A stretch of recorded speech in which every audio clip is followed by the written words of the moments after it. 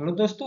Welcome back to my YouTube channel. आज दोस्तों हम बात करने वाले हैं इलेक्ट्रिकल को 25 इलेक्ट्रिकल क्वेश्चन जो हमारे इंटरव्यू वगैरह में या फिर हमारा जो इलेक्ट्रिकल एमसीक्यू होता है उसमें काफ़ी इंपॉर्टेंट रोल होता है। यह दोस्तों बेसिक इलेक्ट्रिकल इंजीनियरिंग से हमारा ये टॉपिक लिया गया है, जिसके बारे में हम 25 क्वेश्चन को सॉल्व करेंगे। चलिए शुरू करते हैं। शुरू करने से पहले दोस्तों आप चैनल पे नए हैं तो चैनल को सब्सक्राइब कर लीजिए। बात कर लेते हैं दोस्तों। हमारा जो पहला क्वेश्चन होता है वह होता है दोस्तों, which is the group of passive device only. Passive device का सबसे पहले मतलब क्या होता है दोस्तों? पैसिव डिवाइस का मतलब ये होता है दोस्तों, जो हमारा जो पावर होता है, पावर को हमारा जनरेट नहीं करता है। पावर को जो जनरेट नहीं करता है दोस्तों, वो हमारा पैसिव डिवाइस है बोल सकते हैं, पैसिव एलिमेंट बोल सकते हैं। उसमें हमारा क्या क्या हो सकता है दोस्तों? तो जो हमारा क्या होगा दोस्तों, जनरेट नहीं करता है, मतलब पावर को जनरेट नहीं करता है। अगर ये वाला देखें दोस्तों, diode, capacitor, inductor and transistor, ये सभी हमारा जनरेटिंग है। लेकिन हमारा जो थर्ड वाला देखें दोस्तों, उसमें क्या होता है दोस्तों, जो ट्रांसफार्मर होता है दोस्तों, ट्रांसफार्मर हमारा ये ग्रुप ऐसा आ जाता है दोस्तों, हमारा एक पैसिव एलिमेंट बोला जाता है। पैसिव डिवाइस को इसको बोल सकते हैं। नेक्स्ट क्वेश्चन की तरफ पढ़ते हैं दोस्तों। नेक्स्ट क्वेश्चन होता है दोस्तों, the ratio of voltage and current in a close circuit. मतलब किसी बंद परिपथ में वोल्टेज और धारा का अनुपात क्या होता है दोस्तों? जैसे कि जानते हैं दोस्तों कि हमारा जैसे कि ओम्स लॉ कहता है कि वोल्टेज तथा धारा का जो हमारा होता है वो हमारा हमें ऑलवेज कांस्टेंट होता है। जो हमारा ये लाइन लीनियर होता है दोस्तों, हमारा ऑलवेज हमारा कांस्टेंट होता है। जो अगर तो आंसर हमारा होगा दोस्तों, आंसर बी, मतलब हमारा ऑलवेज कांस्टेंट, रिमेन कांस्टेंट होता है। थर्ड क्वेश्चन की ओर बढ़ते हैं दोस्तों। हमारा क्या कहता है? थर्ड क्वेश्चन कहता है शक्ति में मतलब पावर का इक्वेशन कौन सा सही है। जैसे कि पावर की नॉर्मल फार्मूला हम बात करें दोस्तों, पावर का फार्मूला होता है V इंटू आई। V को हम दोस्तों अगर हम चेंज करें, अगर V को चेंज करें दोस्तों, तो V को ओम्स ला कहते हैं I into R. I into R into I, एक और है दोस्तों, तो ये हो जाएगा दोस्तों आई स्क्वायर इंटू आर। ये हमारा फार्मूला है। लेकिन अगर इसमें इसमें देखें तो ऑप्शन में ये नहीं है, तो वी के फॉर्म में चेंज करने के लिए क्या करेंगे दोस्तों, जो हमारे पास आई है, आई को वी अपान, दोस्तों क्या कहते हैं, वी अपान आर का होल स्क्वायर, यहाँ इंटू आर। इसमें क्या होगा दोस्तों, एक आर से एक आर स्क्वायर वाला कट गया, तो हमारा क्या बचा, वी स्क्वायर अपॉन आर। ये हमारा अगर ऑप्शन में है तो हमारा ये आंसर हो जाएगा, जो हमारा फोर्थ ऑप्शन हमारा आंसर रहता है। फोर्थ हमारा आता है दोस्तों, Ohm's law is applicable to. Ohm's law की बात करें दोस्तों कि हमारा एक कांस्टेंट टेम्परेचर जहाँ रहता है, कांस्टेंट टेम्परेचर हो गया, फिर एटमॉस्फेयर जहाँ कांस्टेंट रहता है, वहां पे हमारा ओम्स लॉ लागू किया जाता है। अब बात करें दोस्तों, which of the following are immobile. Immobile मतलब जो हमारा चलन नहीं, मतलब जिसमें हमारा और गतिज ऊर्जा एनर्जी नहीं है, वो हमारा दोस्तों जैसे इलेक्ट्रॉन्स हो गए, इसमें पॉजिटिव चार्ज रहते हैं, होल्स में भी चार्ज रहते हैं। लेकिन जो आयंस रहते हैं दोस्तों, आयंस में हमारा चार्ज नहीं होते हैं, मतलब ये चार्ज लेस होता है, इसमें जीरो चार्ज रहता है। जो चार्ज होता है दोस्तों आयंस में, वह हमारा जीरो होता है। लेकिन जैसे हमारा अगर फार्मूला की बात करें, जैसे इलेक्ट्रॉन के होता है दोस्तों, क्यू बराबर एन इंटू ई, इसी में इलेक्ट्रॉन तथा होल पॉजिटिव तथा निगेटिव में मगर हो, दोनों हमारा मोबाइल रहते हैं। नेक्स्ट बात करें दोस्तों, बायोसेवर्ट का लागत, मतलब बायोसेवर्ट के एक्सप्रेशन का होता है, उसका फार्मूला की बात करें दोस्तों, तो हमारा जो बायोसेवर्ट होता है दोस्तों, बायोसेवर्ट का सबसे पहले हम यूज क्यों किया जाता है? बायोसेवर्ट का यूज हमारा इसलिए किया जाता है दोस्तों, जो हमारे करंट रहते हैं वो हमारा किस तरीके से मैग्नेटिक फील्ड जनरेट करती है, उसके बारे में हमारा बताता है। उसका जो फार्मूला होता है दोस्तों, डी बी बराबर I D L sine theta upon are square, मतलब I D L sine theta upon are square के प्रोपोर्शनल होता है। ये हमारा दोस्तों बायोसेवर्ट का फॉर्मूला होता है। नेक्स्ट आता है दोस्तों, electric flux and electric field intensity inside a conducting sphere. अगर उसकी बात करें दोस्तों, तो उसमें क्या होगा, जो अगर किसी भी हमारा फील्ड के नीचे, मतलब किसी स्फीयर के हमारा अंदर जो हमारा जो क्या होगा दोस्तों, जो फील्ड इंटेंसिटी रहेगी, वह हम ऑलवेज जीरो होगा, क्योंकि उसके अंदर क्या होगा, जो विभव रहता है, जो हमारा पोटेंशियल रहता है, वह हमारा सभी जगह पे सेम रहेगा। तो जिससे हमारा फील्ड इंटेंसिटी तथा इलेक्ट्रिक फ्लक्स दोनों हमारा जीरो होता है। नेक्स्ट आता है दोस्तों static electricity is produced by. इसका मतलब क्या होगा दोस्तों, स्टैटिक बिजली का उत्पादन किसके द्वारा किया जाता है। उसमें जैसे कि जनरेटर तथा हमारा इन जनरेटर हो गया, फिर हमारा अल्टरनेटर हो गया दोस्तों, उसमें क्या होगा, जो इलेक्ट्रिक स्टैटिक नहीं रहते वो हमारा गतिज रहती है जो, लेकिन अगर हमारे स्थैतिक के लिए हम देखें तो वह हमारा फ्रिक्शन तथा इंडक्शन के कारण हम स्थैतिक बिजली का उत्पादन कर सकते हैं। नेक्स्ट बात करते हैं दोस्तों, नेक्स्ट हमारे पास आता है the specific resistance of a copper conductor.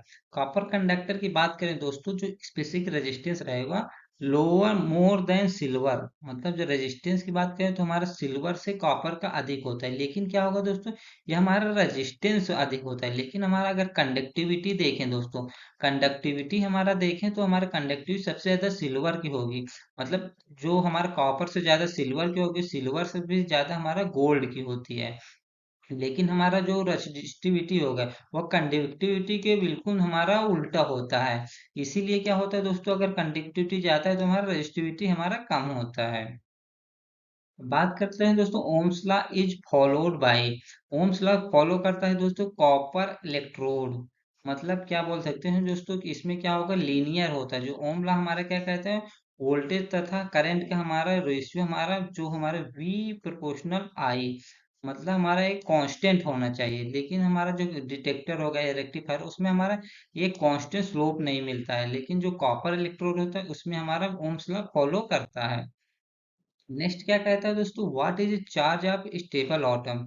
Stable atoms में हमारा आवेश क्या रहेगा। फिर वही क्वेश्चन आ गया दोस्तों कि उसमें क्या होगा, जो आवेश हमारा एक समान रहता है जिससे हमारा वो उसमें एक जीरो को चार्ज रहेगा, जिससे बोल सकते हैं अनचार्जड है। नेक्स्ट आता है दोस्तों हमारे पास पर परमिटिविटी ऑफ वैक्यूम एज, निर्वात की पारगम्यता का फार्मूला क्या होता है।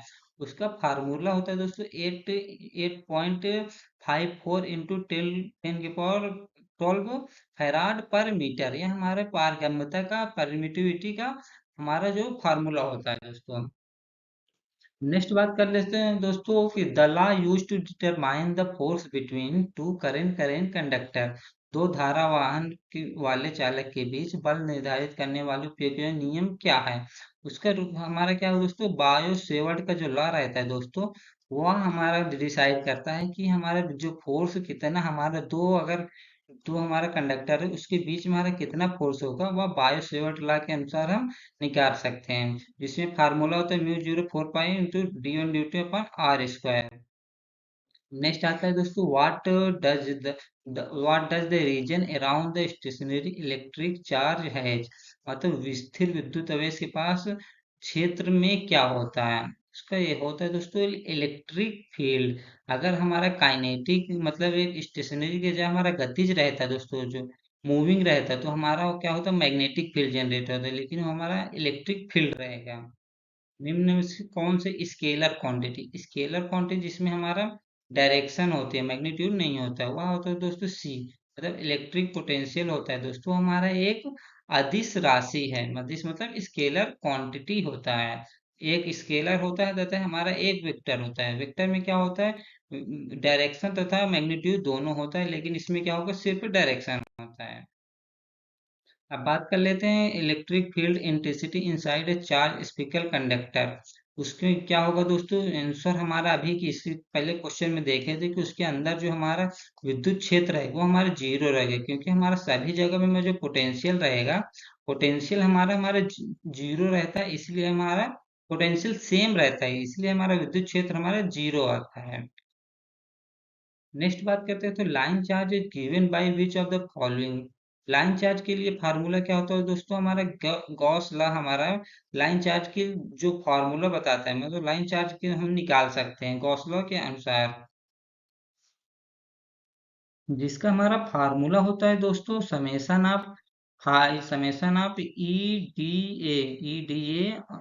ए इक्वल टू होता है Q अपान एप्सिलॉन नॉट। ये हमारा गॉस लॉ का फार्मूला था जिसके द्वारा हम लाइन चार्ज की वैल्यू हम निकाल सकते हैं। नेक्स्ट आता है दोस्तों, नेक्स्ट हमारा क्वेश्चन आता है दोस्तों, एक इलेक्ट्रॉन के पास क्या रहता है। जैसे कि जानते हैं एक इलेक्ट्रॉन के पास हमेशा हमारा निगेटिव चार्ज रहता है, लेकिन प्रोटॉन हो गया वो हमारा पॉजिटिव चार्ज है। क्यू बराबर एन इंटू ई होता है, एन का वैल्यू एन इंटू ई होता है। ई की वैल्यू जैसे कि जानते हो 1.6 इंटू 10 की पावर हमारा 19 होता है। 19 हमारा इसका वैल्यू होता है। अगर एक इलेक्ट्रॉन को करेंगे तो उसमें हम डिवाइड करके निकाल सकते हैं। नेक्स्ट आता है दोस्तों point form of Ohm's law presented by, जिसका फार्मूला होता है जो ओम्स लॉ में जे बराबर ओमेगा इंटू ए, या किसी कंडक्टर की मटेरियल की स्ट्रेंथ वगैरह निकालने के लिए ओमेगा इंटू ए हमारा फार्मूला होता है।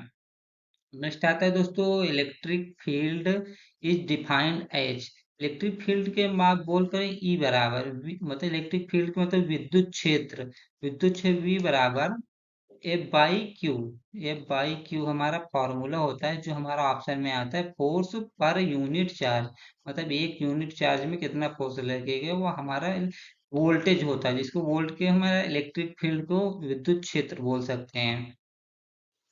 वी बराबर एफ इंटू क्यू होता है। अब नेक्स्ट बात करते हैं ए मूविंग चार्ज प्रोड्यूस, एक चलती वेव से उत्पन्न करता है क्या होगा, electric field and magnetic field. इससे पहले आया था दोस्तों हमारा अगर स्टैटिक रहेगा तो हमारा केवल इलेक्ट्रिक रहेगा, लेकिन अगर मूविंग चार्ज है तो हमारा इलेक्ट्रिक तथा मैग्नेटिक हमारा दोनों आता है, मतलब ऑप्शन सी हमारा करेक्ट होगा। नेक्स्ट आता है दोस्तों 1 जूल पर कुलाम इज कॉल्ड, 1 जूल पर कुलाम मतलब हमारा J/Q, तो J/Q हमारा V होता है। मतलब जैसे W/Q देखे थे दोस्तों, तो W का यूनिट क्या हो गया, जूल हो गया, जूल प्रति कुलाम, जूल प्रति कुलाम मतलब voltage. Whenever a charged particle moves in an electric potential, जब किसी आवेशित कण विद्युत विभव में चलता है, विद्युत विभव में चलता है तो दोस्तों हमारा काइनेटिक एनर्जी फील करते हैं, क्योंकि जैसे कि जानते हैं अगर विद्युत विभव मतलब पोटेंशियल डिफरेंस है तो हमारा क्या होगा, उसमें चार्ज आ जाएगा, चार्ज के कारण हमारा उसमें काइनेटिक एनर्जी जनरेट हो जाती है। Which does not depend upon frequency, मतलब आवृत्ति पर कौन सा निर्भर नहीं करता है।